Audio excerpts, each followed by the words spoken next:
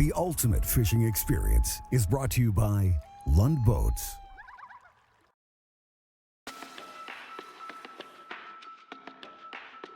This week on the ultimate fishing experience, we're off to Frances Case Reservoir in South Dakota. This 100-mile reservoir of the Missouri River system has long been known to walleye enthusiasts as the place to go for catching lots and lots of walleye and sauger. Got him. Yeah. All right. Yeah. This is what brings longtime professional walleye tournament angler and Lund pro staffer Ted Takasaki, along with our Rocky War veteran Andrew Hanson, an angling enthusiast for all things that swim to these windswept waters. There we go, get a nice shot. You gotta hold them way out away from your butt there. So it's time to get the boat in the water, hammer down on the murk, and head across these rolling prairie waters where walleyes roam. Woohoo, man. Nice job.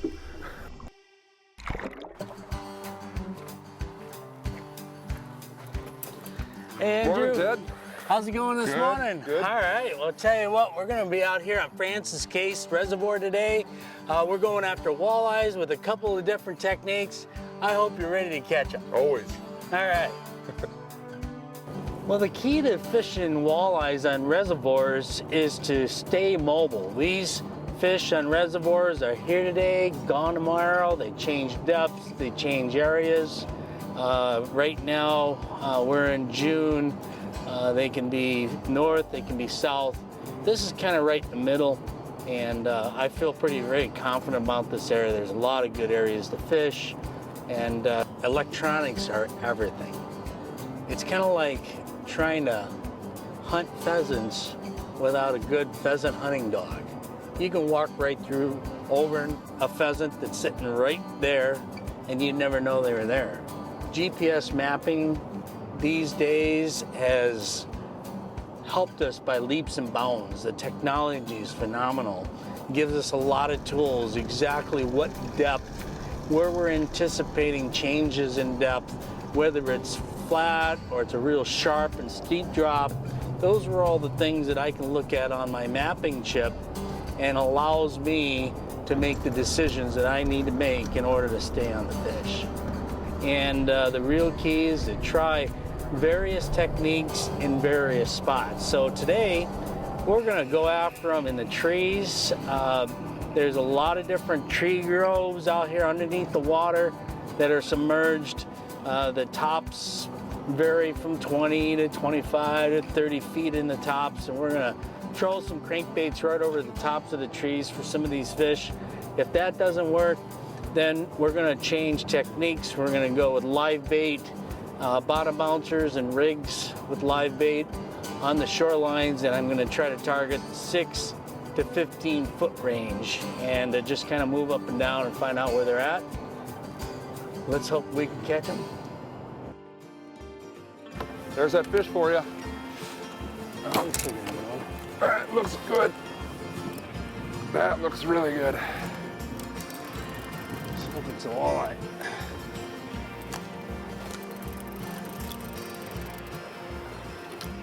I don't know. It's got some size. You have to move back a little bit. Got him. All right. Yeah. All right, man.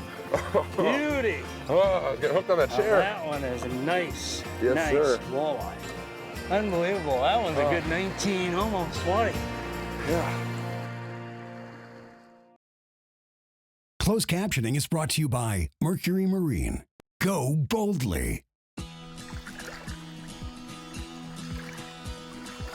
Oh, that feels okay. Oh, yeah.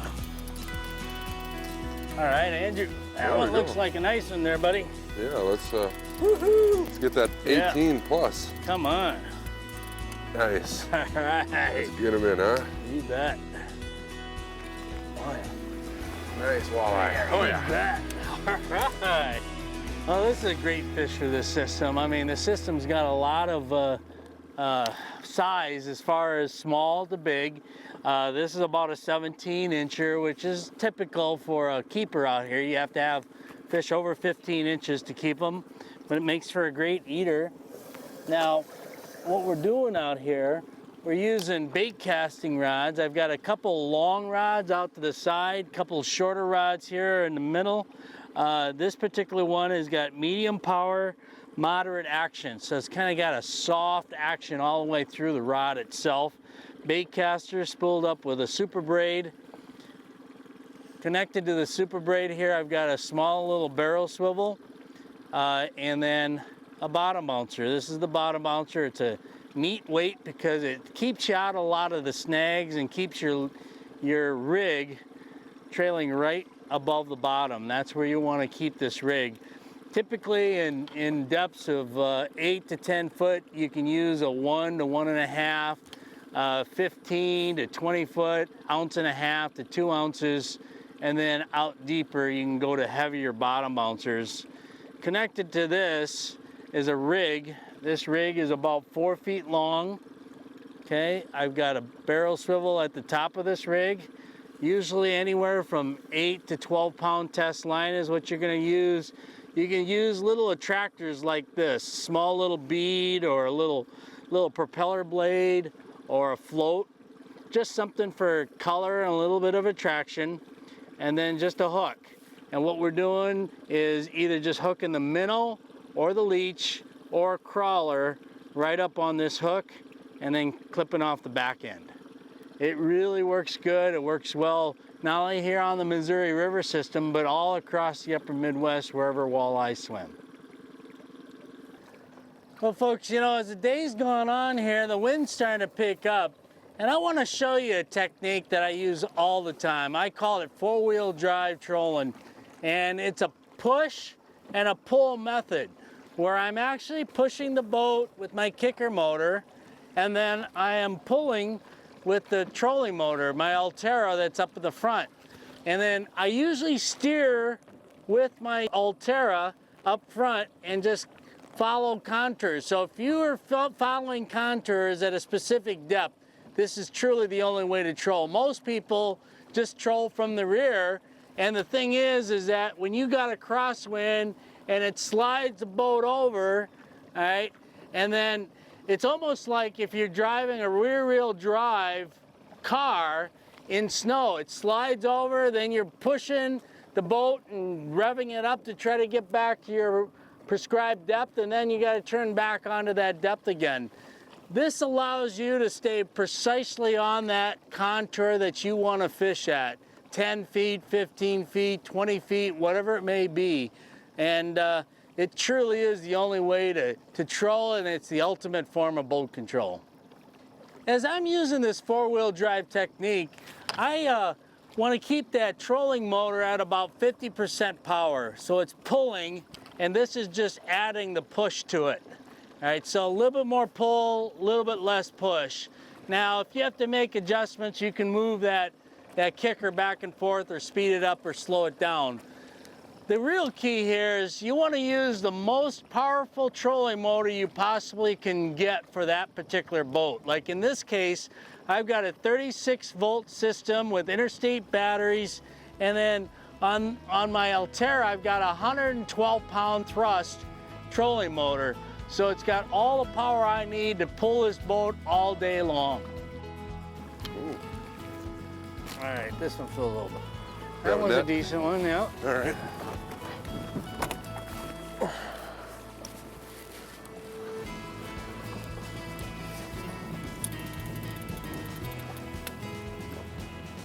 Oh yeah. Got him? Yep. All right.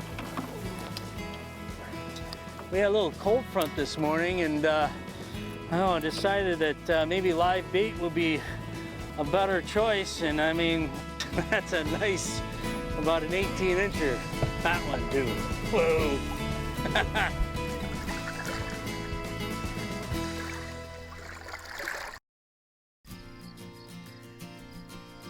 The Missouri River reservoirs here in South Dakota are tremendous. There's a lot of walleyes in every single reservoir. It's a whole series of them.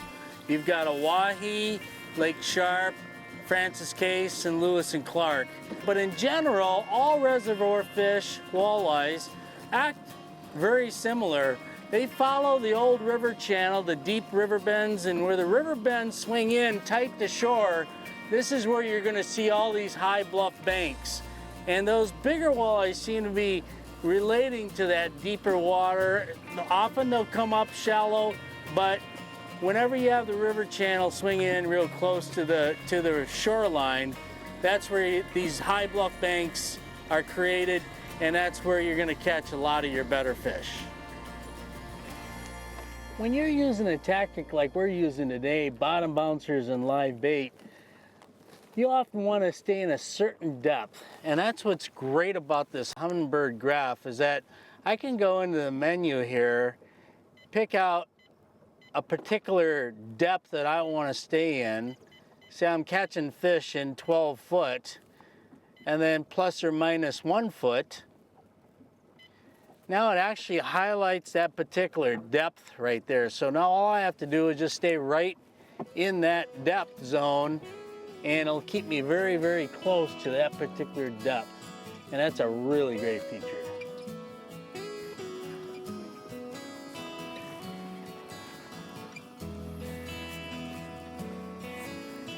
It's gonna be a little hard for me to get him to you, but I'll do my best. All right.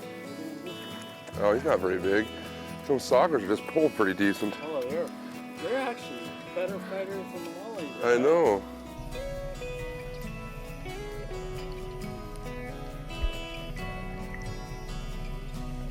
I've been running this 219 Pro V GL for the past 2 years, and it's absolutely the most best, incredible boat that I've ever had, and I've had tons of them.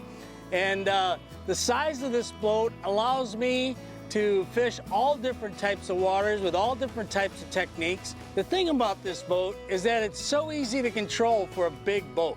You know, I mean, I can turn it on a dime using this push-pull technique that I've got here, and boat control is one of the most important things when it comes to a walleye angler.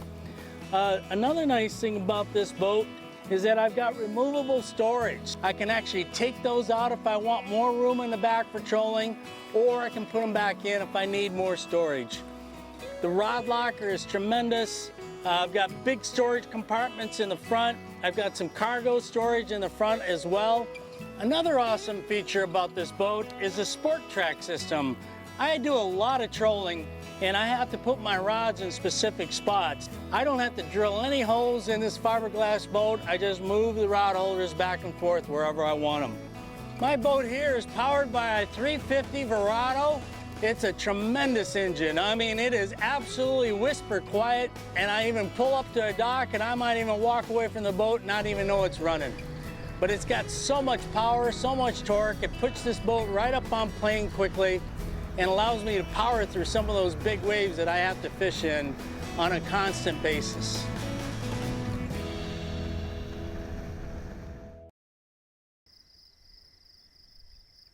Well, we're out here on Frances Case, the Missouri River. It's just an incredible walleye fishery, and I'm fortunate enough to be living out in Sioux Falls, which is only a couple hours away.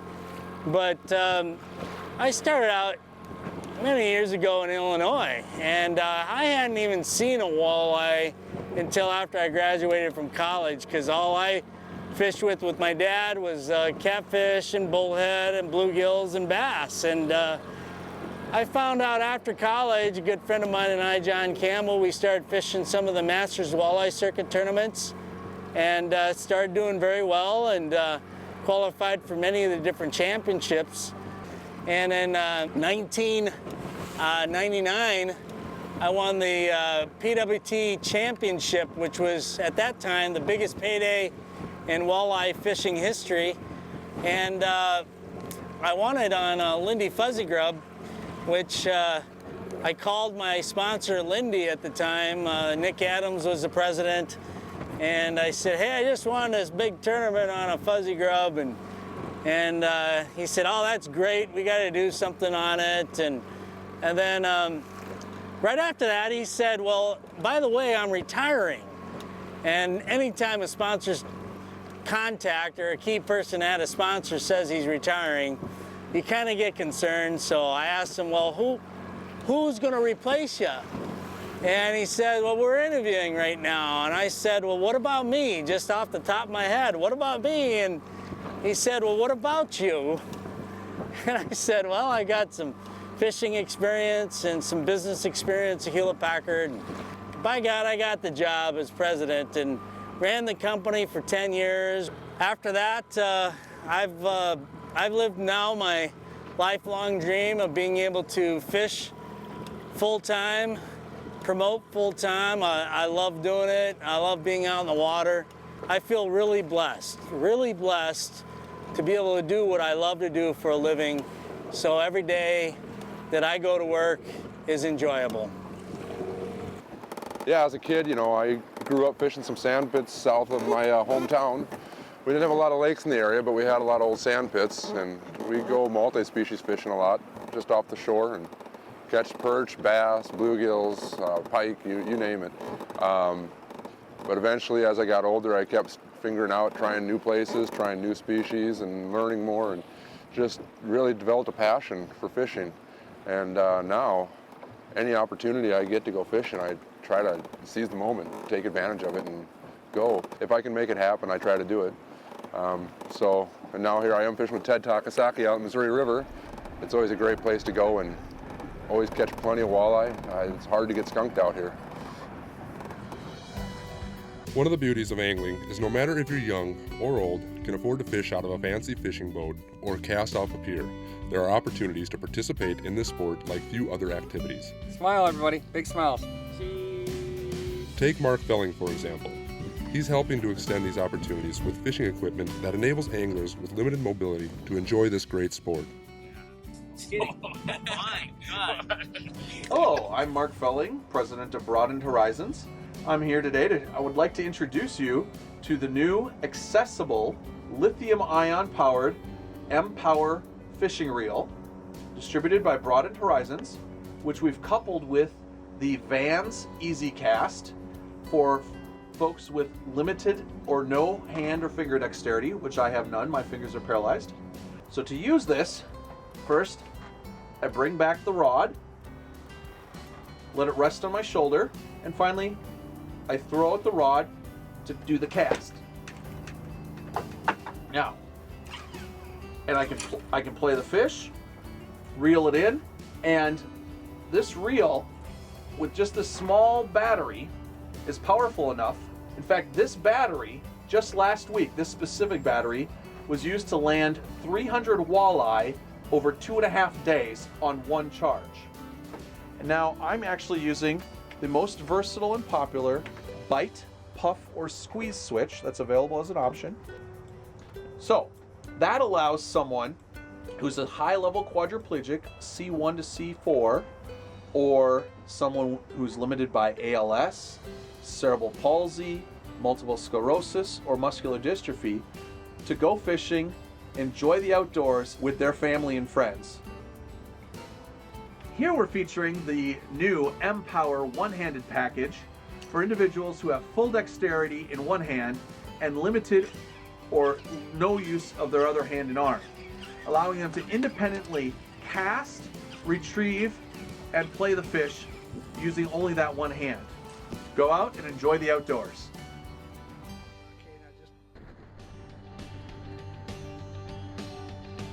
Got a fish? Yeah, this feels decent too. Man, them saugers, they hit like a ton of brick. Yeah, they are fighters today. Yeah. Hey, it's not as good as it felt, but it's not bad. Oh yeah. Oh yeah. Oh. Oh no. Oh yeah, 15 and a half. He's going in the well.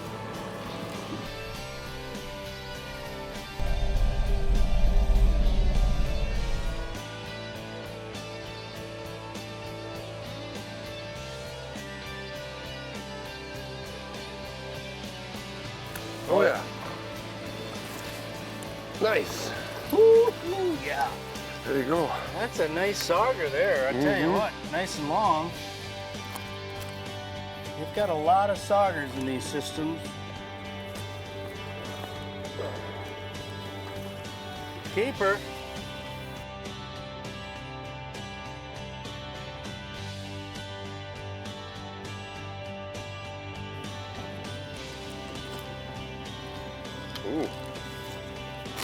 This one feels a little better. Yeah, it looks a lot better. Oh yeah. Yeah, baby. Woo, yeah, look at it. He's coming right off, too. Ooh, barely hooked, huh? All right. I'll let you get to hold him for the camera. Look at that. All Nice right. job. Yeah, I tell you what, folks. Every day on the water is a great day. I mean, we've had a blast, caught a lot of fish, all different sizes, and a few eaters for the frying pan tonight. I can't wait to clean these up and fry them up and get full of walleye fillets. Well, I tell you what, Andrew, that was a great time on the water today. Yes, it was. Beautiful scenery, beautiful day, no doubt about that. Well, let's clean up some fish and have a great fish fry tonight. Sounds great. Let's do it, Ted. Hey, Andrew, we got a fish, man. All right. I mean, we just, we're out trolling them trees, and I mean, it wasn't happening. And we had a little cold front, so we decided to go with live bait and we catch a stickfish. You net on that? I think that was just a practice run, so. It was good. I think it went well. Thanks for joining us. If you'd like more information, check out lundboats.com or these other online outlets.